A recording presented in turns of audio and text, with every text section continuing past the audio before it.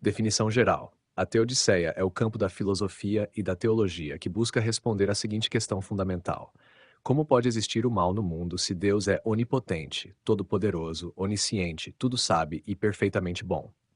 O termo vem do grego theos, mas dike, justiça, significando literalmente justificação de Deus. Assim, o objetivo da Teodiceia é mostrar que a existência do mal não contradiz a existência de um Deus justo e todo-poderoso. Origens históricas. A reflexão sobre o problema do mal é antiga e aparece já nas primeiras religiões organizadas. No entanto, a teodiceia como disciplina sistemática surge mais claramente na tradição filosófica ocidental a partir da antiguidade e se consolida na Idade Moderna. Na antiguidade, no zoroastrismo, já havia a tentativa de explicar o mal como obra de um princípio cósmico maligno, Ahriman, em conflito com o bem, Ormuzd. E isso é uma forma de dualismo teológico que influencia outras tradições. Na filosofia grega, Platão e Aristóteles também pensaram o problema do mal, mas sem uma teodiceia no sentido cristão. Para Platão, o mal estava relacionado à ignorância e à imperfeição do mundo sensível. Para Aristóteles, o mal era mais uma privação do bem do que Rabboni, do que uma entidade real. No pensamento cristão primitivo, a teologia cristã, especialmente com Santo Agostinho, século IV, começa a lidar de forma sistemática com o problema do mal, tentando conciliá-lo com a crença em um Deus bom e criador. Agostinho desenvolve a ideia de que o mal não é uma substância, mas uma ausência ou corrupção do bem, e que o livre-arbítrio da criatura é a causa do mal moral. Na Idade Média, Tomás de Aquino, no século XIII, influenciado por Aristóteles e Agostinho, reforça a ideia de que o mal é uma privação de bem e que o mal moral surge do mau uso da liberdade humana. Para ele, o mundo criado por Deus é o melhor possível em sua totalidade, mesmo com a presença de males. Na Idade Moderna, nascimento da teodiceia como disciplina. O termo teodiceia foi cunhado por Gottfried Wilhelm Leibniz em sua obra Essai de Theodicee, 1710, em resposta ao ceticismo filosófico crescente e às tragédias naturais, como o terremoto de Lisboa, 1755, que abalaram a fé racional na bondade divina. Leibniz argumentou que Deus escolheu criar o melhor dos mundos possíveis, em que o mal é necessário para a harmonia geral e para a realização de bens maiores. Importância no pensamento moderno. Após Leibniz, o debate se intensifica. Pensadores como Voltaire ridicularizaram a Tseia otimista em obras como Cândido, especialmente depois de eventos trágicos que pareciam injustificáveis. Com o iluminismo e o racionalismo, a Teodiceia passa a ser um campo de tensão entre a fé e a razão. O problema do mal se torna uma das principais objeções à existência de Deus na filosofia moderna e contemporânea. Resumo. A Teodiceia é, portanto, um esforço intelectual que nasce da necessidade de explicar o sofrimento e o mal em um mundo que se acredita ser criado por um Deus justo. Embora esse esforço tenha raízes antigas, ele ganha forma sistemática com o cristianismo e se desenvolve plenamente com pensadores como Santo Agostinho, Tomás de Aquino e Leibniz. Ao longo da história, o problema do mal sempre foi um ponto de tensão entre fé, razão, experiência humana e as tragédias do mundo. A teodiceia cristã desenvolveu vários argumentos ao longo dos séculos para explicar a coexistência do mal com um Deus perfeito. Abaixo estão os principais argumentos clássicos que ainda hoje influenciam teólogos e filósofos. 1. O mal como privação do bem. Privatio boni, desenvolvido por Santo Agostinho. Ideia central. O mal não é uma substância nem uma força criada por Deus, mas sim a ausência ou corrupção do bem. Assim como a escuridão é a ausência de luz, o mal é a ausência de bem nas criaturas. Implicação teológica. Deus criou tudo bom, mas as criaturas, ao se afastarem da fonte do bem, geram o mal por si mesmas. Logo, Deus não é o autor do mal. O livre-arbítrio como causa do mal moral, desenvolvido também por Agostinho e depois reforçado por Tomás de Aquino. Ideia central. Deus deu às criaturas racionais, anjos e seres humanos, liberdade real de escolha, e isso inclui a possibilidade de escolher o mal. Justificativa. Um mundo com liberdade é mais valioso do que um sem liberdade, mesmo que essa liberdade possa ser mal usada. Consequência: o mal moral, pecado, crueldade e injustiça é resultado do mau uso do livre-arbítrio humano e não de uma falha no Criador. 3. O mal como meio para um bem maior, desenvolvido por Tomás de Aquino, Leibniz e outros. Ideia central: Deus pode permitir males para que deles surjam bens maiores. Muitas vezes, só através da dor ou da dificuldade é possível a virtude, o arrependimento, a compaixão ou o crescimento moral. Exemplo bíblico: a crucificação de Cristo é vista como um mal extremo, mas que trouxe a redenção da humanidade, um bem supremo. Esse argumento é também chamado de teodiceia da alma em formação, quando aplicado ao desenvolvimento moral humano. 4. O mundo como o melhor dos mundos possíveis, desenvolvido por Ideia central: Deus, sendo onisciente, escolheu criar o mundo que, no conjunto de todas as possibilidades, gera o maior bem possível. Mesmo que este mundo tenha males, ele teria, no todo, a melhor combinação de liberdade, ordem, beleza e bem que poderia existir. Essa visão foi fortemente criticada por pensadores como Voltaire, especialmente após tragédias naturais como o terremoto de Lisboa. 5. A existência do mal como mistério que aponta para a transcendência de Deus. Ecoem Jó, Isaías e Inés. Teologia apofática. Ideia central: algumas correntes afirmam que o sofrimento e o mal escapam à nossa compreensão humana limitada, e que a resposta plena só pode ser dada por Deus. Exemplo: no livro de Jó, Deus não dá uma explicação racional ao sofrimento do justo, mas afirma seu poder e sabedoria transcendentes. Essa abordagem é mais comum em correntes místicas ou existenciais, e não tanto na teodiceia racional clássica. O castigo e as consequências do pecado original, desenvolvido por Agostinho e tradições ortodoxas e católicas. Ideia central: o sofrimento e o mal no mundo, inclusive desastres naturais, doenças, etc., são consequências do pecado original. A criação foi corrompida pelo pecado da humanidade, e o sofrimento é parte da realidade decaída. Função: o sofrimento também serve como correção e purificação espiritual. Essas linhas de pensamento não se excluem. Muitas vezes, teólogos combinam vários desses argumentos numa visão integrada. O mal moral vem do livre-arbítrio. O mal natural vem da queda e da corrupção da criação. Ambos podem ser usados por Deus para um bem maior. E tudo isso, no fim, está sob um mistério que só será plenamente revelado no além. Agostinho, século IV dos V. Contexto: Agostinho viveu num momento de transição cultural e religiosa, queda do Império Romano, expansão do cristianismo. Convertido após um período no maniqueísmo e no neoplatonismo, ele se preocupou profundamente com o problema do mal. Contribuições principais: o mal como privação do bem. Para Agostinho, tudo que existe é bom em alguma medida, pois foi criado por Deus. O mal não é uma substância, nem uma força oposta a Deus, mas sim a ausência, distorção ou corrupção do bem. Exemplo: uma madeira apodrecida não tem mal como coisa, mas tem ausência de integridade. Livre-arbítrio como fonte do mal moral. Deus criou os seres humanos com liberdade verdadeira.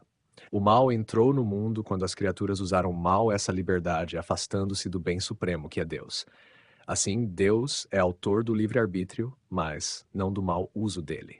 Pecado original e queda do mundo. Agostinho também elaborou a doutrina do pecado original. A escolha errada de Adão e Eva corrompeu a natureza humana e afetou toda a criação, o que explica a presença do mal natural, doenças, sofrimento, morte. Soluções esboçadas. O mal, segundo Agostinho, não ameaça a bondade de Deus, porque Deus, sendo perfeito, pode inclusive trazer o bem a partir do mal, como na salvação por Cristo. Tomás de Aquino, contexto. Tomás viveu no auge da escolástica e incorporou profundamente o pensamento aristotélico ao cristianismo. Contribuições principais: o mal como privação. Tomás retoma e aprofunda a ideia agostiniana. O mal é privação de uma perfeição que deveria estar presente. Por exemplo, a cegueira é a privação da visão. Hierarquia e ordem do universo. Aquino acredita que a criação de Deus forma uma ordem harmônica, onde certos males são permitidos para o bem do todo. Um leão que mata um cervo causa um mal ao cervo, mas cumpre um papel no equilíbrio da criação. O bem maior. Tomás afirma que Deus permite o mal porque sabe tirar dele bens maiores. A redenção é o maior exemplo disso. Livre-arbítrio e responsabilidade moral. Para Tomás, o ser humano é dotado de liberdade racional. e os males morais são resultado dessa liberdade mal utilizada. Mal natural. O mal natural, como doenças e catástrofes, também é visto como parte da imperfeição do mundo físico, que, embora ordenado, é finito e sujeito à corrupção. Teodiceia racional. Aquino procura oferecer uma resposta racional e teológica ao problema do mal, partindo da natureza de Deus e da estrutura do ser. Ele é um dos grandes formuladores da teodiceia cristã tradicional. Gottfried Wilhelm Leibniz, século 17 e 18. Contexto: Leibniz é um filósofo racionalista do início da modernidade, influenciado pelo otimismo iluminista e pela matemática. Sua teodiceia é pensada em diálogo com os avanços científicos e com o ceticismo crescente. Contribuições principais. A palavra teodiceia. Leibniz foi quem cunhou o termo teodiceia em sua obra Essai de Teodiceia, 1710. Melhor dos mundos possíveis. Deus, sendo onisciente, sabia de todos os mundos possíveis que poderia criar e, sendo bom, escolheu o melhor. Esse mundo contém mal, mas nenhum outro possível teria um equilíbrio melhor entre bem, liberdade, ordem e beleza. 3 tipos de mal. Mal metafísico, a imperfeição inevitável de criaturas finitas. Mal físico, sofrimento, dor, doença, que às vezes tem funções corretivas ou educativas. Mal moral, o pecado e a injustiça, resultado do livre-arbítrio. Otimismo racional. Para Leibniz, tudo tem uma razão suficiente, ainda que não a conheçamos. Seu sistema é extremamente racionalista, o que levou à crítica de Voltaire, que o satiriza na figura de Pangloss. Tudo está no melhor dos mundos possíveis. Endido. As críticas à Teodiceia feitas por pensadores ateus ou agnósticos, como David Hume e Albert Camus, giram em torno da aparente incompatibilidade lógica, moral e existencial entre a existência do mal e a ideia de um Deus que seja ao mesmo tempo onipotente, onisciente e perfeitamente bom. Eles não apenas desafiam as explicações tradicionais da teologia cristã, mas colocam o problema do mal no centro de uma crise mais ampla da razão religiosa. David Hume, filósofo escocês do século XVIII e figura central do Iluminismo, formulou uma das críticas mais influentes à Teodiceia. Em seus diálogos sobre a religião natural, Hume apresenta uma versão clássica do problema lógico do mal. Se Deus é onipotente, ele poderia eliminar o mal. Se é onisciente, ele conhece o mal. Se é perfeitamente bom, ele desejaria acabar com o mal. Mas o mal existe. Logo, ou Deus não é onipotente, ou não é perfeitamente bom, ou não existe. Essa formulação desafia diretamente as tentativas de harmonizar a fé com a razão. Para Hume, a quantidade e a gravidade dos sofrimentos humanos tornam inaceitável qualquer explicação que veja o mal como necessário para um bem maior, ou como simples consequência do livre-arbítrio. Além disso, Hume critica os teólogos por projetarem no universo uma ordem racional e moral que, segundo ele, não se sustenta empiricamente. Observando a natureza, ele vê não uma criação benevolente, mas um mundo marcado por sofrimento, crueldade e indiferença. Sua crítica é também metodológica. Não devemos partir da ideia de um Deus perfeito para justificar o mundo, mas observar o mundo como ele é. E nesse ponto, ele vê pouca evidência de um criador moralmente envolvido. Já Albert Camus, filósofo e escritor francês do século XX, reage ao problema do mal numa chave existencialista e trágica, mais emocional e ética do que puramente lógica. Para Camus, o sofrimento humano, especialmente o sofrimento injusto e inocente, como o das crianças, desautoriza qualquer tentativa de justificação religiosa. Em obras como O Mito de Sísifo e A Peste, ele rejeita tanto o niilismo quanto a fé tradicional. O universo é absurdo e tentar encontrar nele uma razão divina para o sofrimento é, para ele, uma forma de negação da dignidade humana. Camus recusa frontalmente a ideia de que o sofrimento possa ser justificado por alguma harmonia superior. Em A Queda e o Homem Revoltado, ele argumenta que aceitar essa ideia é comprometer-se com a injustiça, é tornar-se cúmplice do sofrimento. Ele afirma que o ser humano deve se revoltar contra o mal, mesmo que isso signifique recusar o consolo religioso. A ética de Camus é uma ética da solidariedade e da recusa, onde a dignidade está em resistir ao absurdo, não em explicá-lo. Tanto Hume quanto Camus, cada um a seu modo, rompem com a lógica da teodiceia tradicional. Para eles, tentar justificar Deus diante do mal é um esforço falho, seja por incoerência lógica, seja por imoralidade ética. Essa crítica não leva necessariamente ao ateísmo estrito, mas muitas vezes a um agnosticismo trágico, a uma consciência de que o universo pode não ter sentido e que, ainda assim, é preciso viver e agir com compaixão e lucidez. A psicologia contemporânea, especialmente nas abordagens existencial, humanista e da logoterapia, interpreta a busca humana por sentido diante do sofrimento e do mal como uma necessidade fundamental da consciência humana, muitas vezes mais urgente do que a busca por prazer ou poder. Embora não opere, em geral, dentro da linguagem teológica tradicional, a psicologia toca diretamente no coração da questão da teodiceia, a tentativa de entender como o sofrimento pode ser justificado ou integrado em uma visão coerente da vida. Um dos nomes centrais nesse campo é Viktor Frankl, psiquiatra austríaco e fundador da logoterapia, que escreveu a partir de sua experiência como sobrevivente dos campos de concentração nazistas. Em sua obra Em Busca de Sentido, Frankl afirma que o ser humano pode suportar quase qualquer sofrimento, desde que encontre um sentido nele. Para ele, o sofrimento não é necessariamente algo que destrói, pode ser uma via de crescimento, profundidade e transcendência, mas apenas se for acolhido dentro de uma narrativa significativa.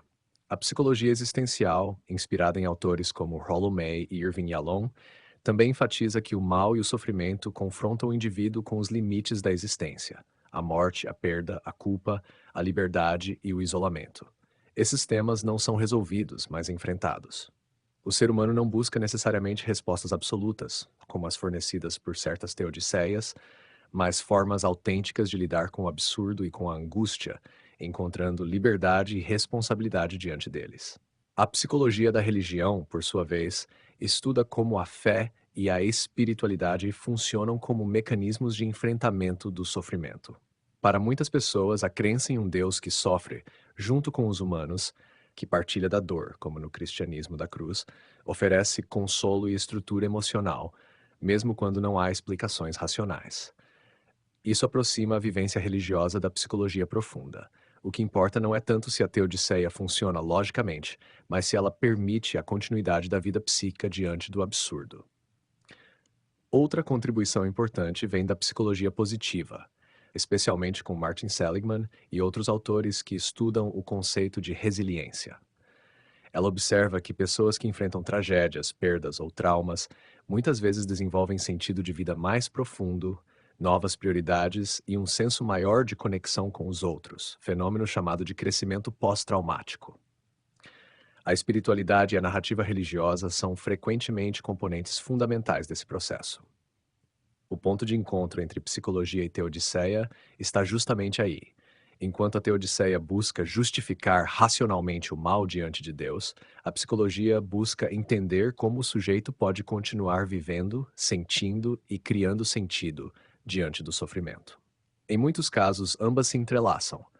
Para muitos indivíduos, a imagem de um Deus que sofre com eles, como em Cristo crucificado, ou de um plano maior que ainda não é compreendido, pode ser essencial para a reconstrução subjetiva da esperança. No entanto, a psicologia contemporânea também alerta para os perigos da teodiceia mal empregada. Quando alguém tenta consolar outro dizendo isso foi vontade de Deus ou tudo tem um propósito, isso pode invalidar a dor real e gerar raiva ou culpa. A psicologia propõe, portanto, um cuidado ético na linguagem do consolo religioso. O sofrimento precisa ser acolhido antes de ser explicado. Em resumo, a psicologia contemporânea vê a busca por sentido diante do sofrimento como um aspecto central da vida humana, que muitas vezes se manifesta em formas religiosas ou espirituais. Ela não oferece uma teodiceia no sentido clássico, mas uma compreensão do impacto psíquico e existencial do mal e da capacidade humana de resistir a ele, encontrar sentido e, por vezes, transformar a dor em compaixão, coragem e sabedoria. A teodiceia, o esforço para justificar ou explicar a existência do mal em um mundo supostamente regido por uma divindade justa e poderosa, não é exclusiva do cristianismo. Embora o conceito, como termo técnico, tenha sido formulado no Ocidente, especialmente com Leibniz, a preocupação com o sofrimento, o mal e a justiça divina está presente, em formas diversas, em várias tradições religiosas. A forma como cada uma aborda o problema depende de sua cosmologia, antropologia e noção de divindade. Vejamos como isso se manifesta em quatro grandes tradições. judaísmo, islamismo, hinduísmo e budismo. O judaísmo. O judaísmo lida com o problema do mal de forma profundamente existencial e literária, mais do que sistemática. O sofrimento do povo judeu ao longo da história torna o tema do mal uma questão central. O livro de Jó é a expressão mais profunda da questão da teodiceia no judaísmo. Jó é um homem justo que sofre terrivelmente, sem explicação aparente. Ele exige uma resposta de Deus, mas Deus não lhe dá uma justificação lógica, apenas uma revelação de sua grandeza. A mensagem parece ser: o sofrimento pode estar além da compreensão humana, mas não significa a ausência de Deus. Há também o conceito de aliança. Deus tem um pacto com o povo de Israel, mas quando o povo sofre, surge a tensão entre a fidelidade de Deus e o castigo aparente. Alguns textos interpretam o sofrimento como punição justa, mas outros, como Lamentações ou o próprio Jó, desafiam essa lógica simplista. No judaísmo moderno, especialmente após o Holocausto, surgiram respostas teológicas novas. Teólogos como Richard Rubinstein e Emil Fackenheim debatem se ainda é possível falar de um Deus justo após Auschwitz. Alguns propõem uma visão de Deus como presença solidária no sofrimento, não como controlador de tudo. Islamismo. O Islã afirma fortemente a onipotência e soberania de Deus Alá, o que torna a questão da teodiceia um dilema delicado, mas também molda respostas singulares. No Alcorão, o mal é reconhecido como parte do mundo, mas sempre dentro do controle de Deus. Nada escapa à sua vontade, inclusive o sofrimento. Isso gera um enquadramento do sofrimento como teste, fitna, uma provação que pode purificar, educar ou revelar a fé verdadeira. O ser humano é dotado de liberdade moral, livre-arbítrio, mas Deus conhece todos os atos possíveis. Esse equilíbrio entre destino qadar e liberdade gerou debates entre escolas teológicas como os acharitas, mais deterministas, e os mutazilitas, mais racionalistas. Para muitos muçulmanos, o mal pode ser incompreensível, mas confia-se na sabedoria absoluta de Alá. Não cabe ao ser humano julgar os desígnios divinos. A postura recomendada é a submissão e a paciência. Hinduísmo. O hinduísmo possui uma cosmologia diferente, baseada em reencarnação, samsara, e lei do karma, o que muda o modo como o mal é interpretado. O mal não é incompatível com um Deus justo, pois o sofrimento atual pode ser fruto de ações cometidas em vidas passadas. O karma funciona como uma lei moral impessoal, e não necessariamente como castigo consciente de um Deus. Ainda assim, há uma teologia devocional muito rica. Em textos como o Bhagavad Gita, o Deus Krishna afirma que ele encarna para restaurar o Dharma, ordem cósmica. A justiça divina é real, mas se manifesta através de múltiplas vidas e intervenções divinas. Para correntes como o Vedanta, a realidade última, Brahman, transcende dualismos como bem e mal. O mal é produto da ignorância, da ilusão maia e da separação do eu com o absoluto. Budismo. No budismo, a questão do mal é reformulada. Não há um Deus criador nos moldes abraâmicos. Portanto, a teodiceia, como defesa de um Deus justo, não se aplica diretamente. O foco está no sofrimento, dukkha, como fato central da existência, formulado nas 4 nobres verdades. Sofremos porque nos apegamos, desejamos e somos ignorantes da natureza impermanente da realidade. O karma também é central aqui. Ações geram consequências, e o sofrimento atual pode ser fruto de ações passadas, mas não como punição, e sim como fruto natural de uma lei moral universal. O mal não é um mistério a ser explicado, mas uma realidade a ser transformada pela prática do caminho óctuplo, ética, meditação, sabedoria. A libertação do mal ocorre pelo despertar, nirvana, não por uma intervenção divina. Apesar disso, em tradições como o budismo Mahayana, há concepções compassivas do absoluto, como Avalokiteshvara ou Amida, sugerindo que a compaixão cósmica também faz parte da superação do sofrimento. Em resumo, a Teodiceia aparece de maneiras diferentes nas religiões do mundo, moldada por suas visões de Deus ou da divindade, da alma, do tempo e da justiça.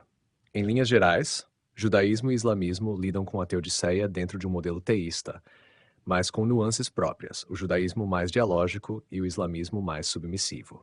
Hinduísmo interpreta o mal dentro do ciclo do karma e da reencarnação, onde a justiça se realiza ao longo de vidas sucessivas. Budismo desloca a questão, Não há um Deus a ser justificado, mas um sofrimento a ser compreendido e superado.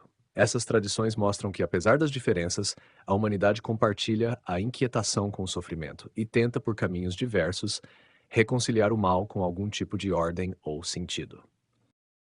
Eventos traumáticos e históricos de larga escala, como o Holocausto, terremotos, tsunamis e pandemias, representam choques profundos para as concepções tradicionais de Teodiceia. Eles desafiam as explicações religiosas ou filosóficas clássicas sobre o sofrimento, muitas vezes expondo seus limites éticos, emocionais e racionais.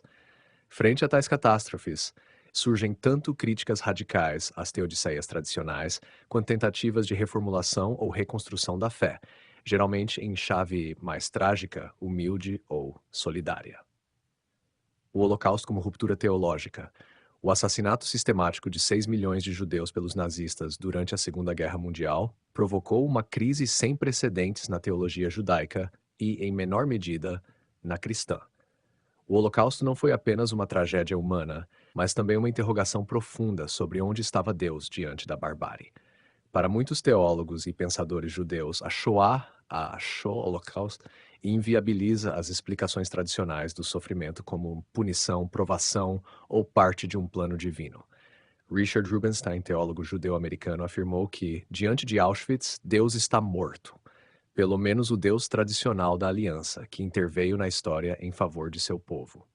Sua teologia pós-Holocausto propõe uma religiosidade sem um Deus pessoal e interventor.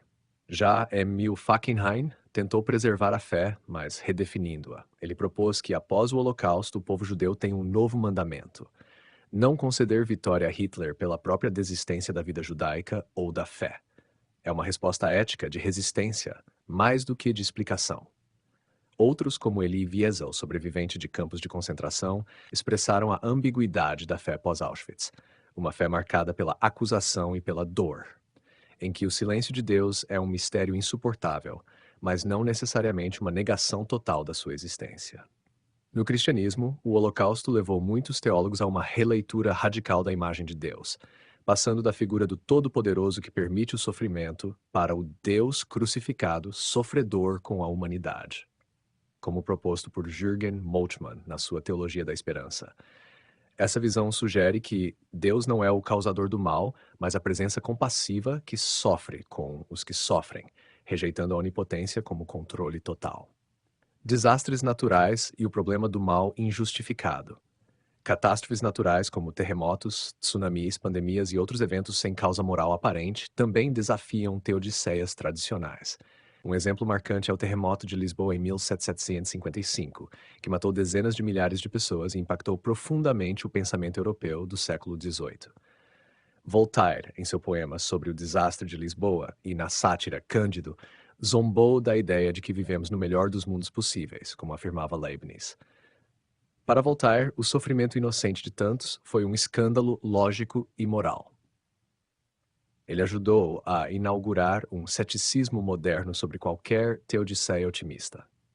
No contexto contemporâneo, desastres como o tsunami de 2004 ou a pandemia de Covid-19 reacenderam essas questões. Por que tantas crianças, tantos inocentes sofrem e morrem sem que se possa atribuir isso a culpa ou pecado? Essas tragédias colocam em xeque as noções de que o mal é sempre merecido ou pedagógico. Em resposta, surgem teologias e filosofias do sofrimento mais humildes e realistas, que rejeitam explicações totalizantes. Muitas delas reconhecem o limite da razão e apelam à compaixão ativa, à solidariedade e à reconstrução do sentido a partir do cuidado, não da explicação. Tentativas contemporâneas de reformulação. Diante dessas catástrofes, a teodiceia tradicional, que buscava justificar Deus, muitas vezes dá lugar a uma antiteodiceia, ou a uma teologia do protesto. Ao invés de explicar o mal, a religião se torna um espaço para lamentar, protestar e resistir. A presença de Deus é entendida não como controle, mas como companheirismo no sofrimento. Em vez de responder por que isso aconteceu, a fé passa a perguntar o que podemos fazer diante disso. Além disso, há uma valorização crescente de narrativas pessoais de dor e resiliência, onde o sentido não é imposto de fora, por sistemas doutrinários, mas construído na experiência vivida. Conclusão: eventos traumáticos como o Holocausto ou grandes desastres naturais expõem os limites éticos e racionais das teodiceias tradicionais. Em vez de reafirmar fórmulas antigas, muitas tradições religiosas e correntes filosóficas propõem formas mais honestas e solidárias de lidar com o sofrimento, não mais justificando-o, mas reconhecendo-o, acolhendo-o e respondendo a ele com solidariedade, justiça e cuidado. As abordagens contemporâneas dentro da teologia que tentam reformular ou substituir a teodiceia tradicional nascem do reconhecimento de que os modelos clássicos, especialmente os que tentam justificar racionalmente Deus diante do sofrimento, são, em muitos contextos, emocional e eticamente insuficientes. Com o peso de eventos históricos traumáticos, como o Holocausto, desastres naturais, genocídios, injustiças estruturais e sofrimentos pessoais massivos, muitos teólogos optam por abandonar a tentativa de explicar o mal e, em vez disso, buscam reimaginar a relação entre Deus, o sofrimento e o ser humano. Vejamos algumas das principais correntes que vêm ganhando destaque. Teologia do protesto, inspirada por figuras como Elie Wiesel, Abraham Heschel e, de modo mais sistemático, por John Roth, essa abordagem rejeita qualquer teodiceia que tente justificar Deus às custas da dor das vítimas. A ideia central é que não se pode justificar Deus onde há sofrimento inocente extremo, como o de crianças em campos de extermínio. Em vez disso, cabe protestar contra Deus, como Jó fez, ou como os profetas hebreus que confrontavam a injustiça e clamavam por resposta. O sofrimento não deve ser silenciado ou domesticado por uma lógica racionalista. Ele exige reconhecimento, escuta e talvez até indignação teológica. Essa linha desafia a passividade religiosa e defende um Deus que aceita ser interpelado, um Deus vulnerável ao clamor humano. Teologia da libertação, desenvolvida principalmente na América Latina por nomes como Gustavo Gutierrez, Leonardo Boff e João Sobrino, a teologia da libertação desloca o foco da teodiceia clássica para uma questão prática e ética: onde está Deus diante da injustiça? A resposta não está na especulação metafísica, mas na praxis. Deus está ao lado dos pobres, dos oprimidos e das vítimas da história. O mal não é tanto um mistério a ser explicado, mas uma realidade a ser combatida, especialmente na forma de pobreza, exclusão e violência. Essa abordagem rompe com uma visão resignada do sofrimento e propõe que a ação concreta pela justiça é a forma mais autêntica de falar de Deus no mundo ferido. Teologia do Sofrimento de Deus, ou Teopatia, nomes como Jürgen Moltmann, com sua Teologia da Esperança e o Deus Crucificado, e Kazuo Kitamori, no Japão, propõem uma reformulação radical da imagem de Deus. Deus não é o soberano distante e inatingível, mas o Deus que sofre, sobretudo na cruz de Cristo. A cruz é interpretada uma autodoação de Deus ao sofrimento humano, o que implica que Deus conhece a dor por dentro, e não apenas como espectador. Isso rompe com a teodicional, pois Deus não permite o mal de fora, mas entra nele com amor e solidariedade. Essa teologia está próxima do existencialismo cristão e responde à pergunta: onde está Deus quando sofremos? Com a afirmação: ele sofre conosco. Teologia feminista interseccional.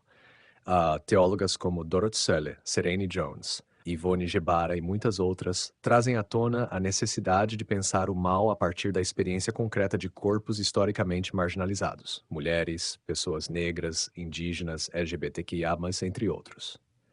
Critica-se o fato de que muitas teodiceias tradicionais foram construídas por homens privilegiados, com pouca conexão com a dor real das vítimas.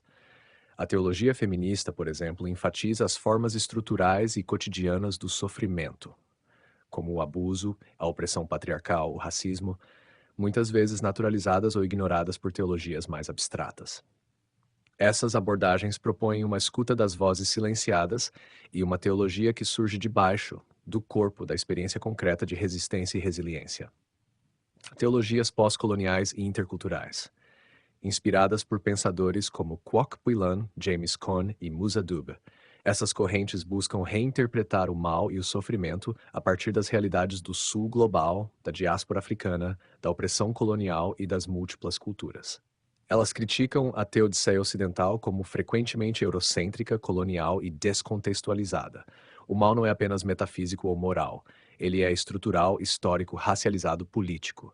Deus é visto como presente na resistência cultural, na memória ancestral, nas espiritualidades não ocidentais. Esse tipo de abordagem liga teologia, política e cultura e recusa uma visão neutra ou universalizante do sofrimento. Teologias narrativas e existenciais.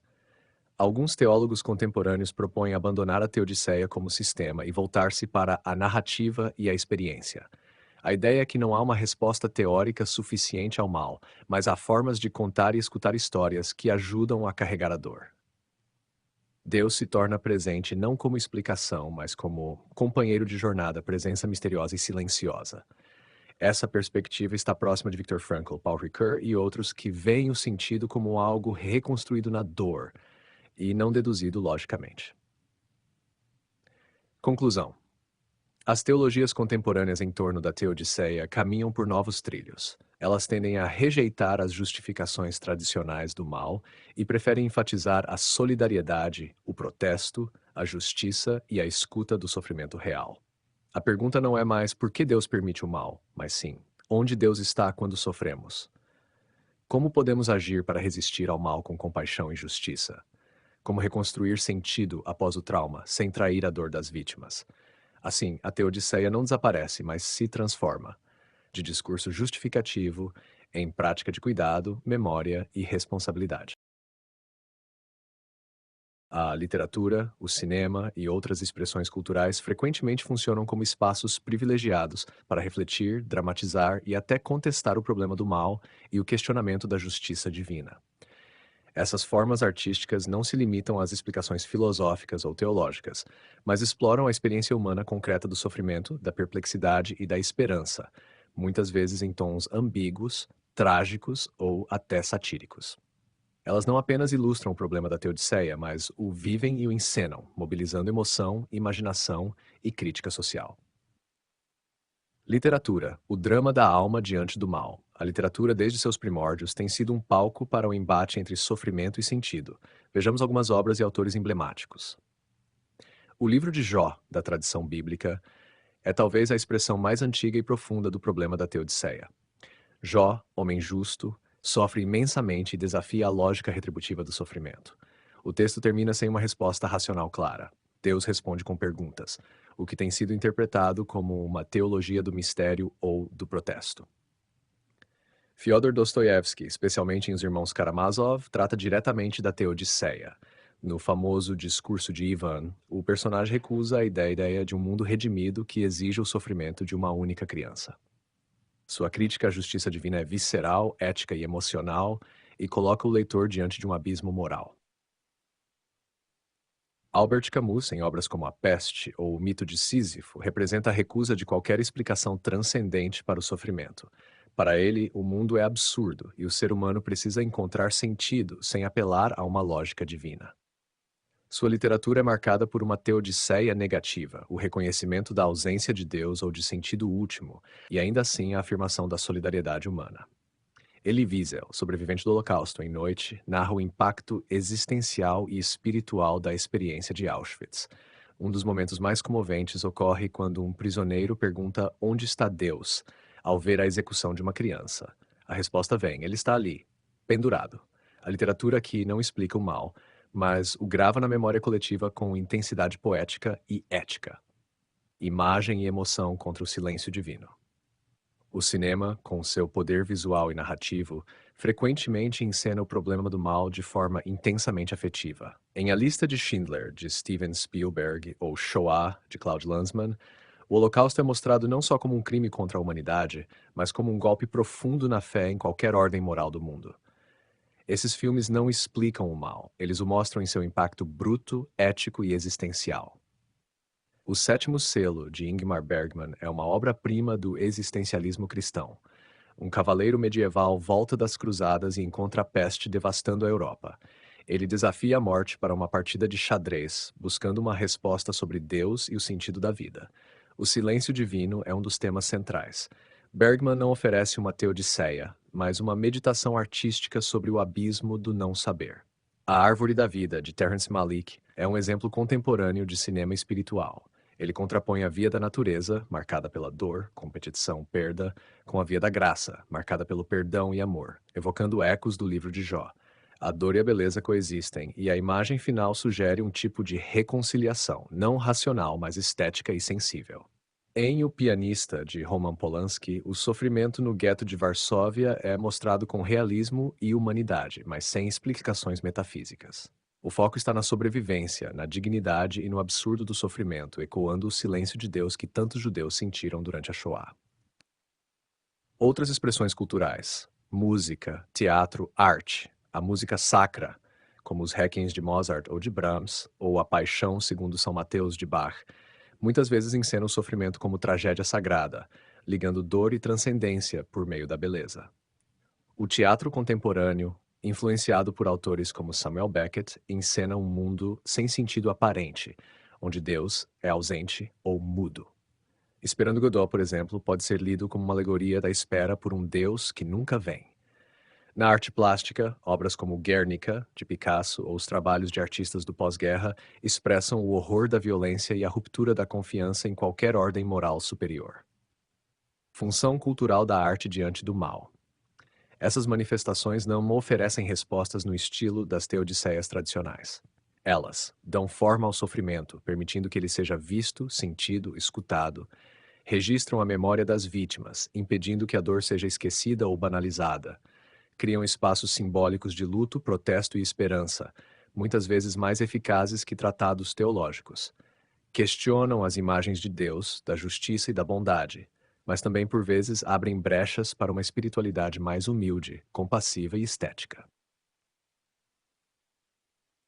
Conclusão: a arte e a cultura não resolvem o problema do mal, mas nos ajudam a habitá-lo com lucidez e sensibilidade. Elas nos convidam a sentir antes de explicar, a lembrar antes de julgar e, talvez, em alguns casos, a reencontrar Deus, não no poder que justifica o sofrimento, mas na fragilidade que o compartilha.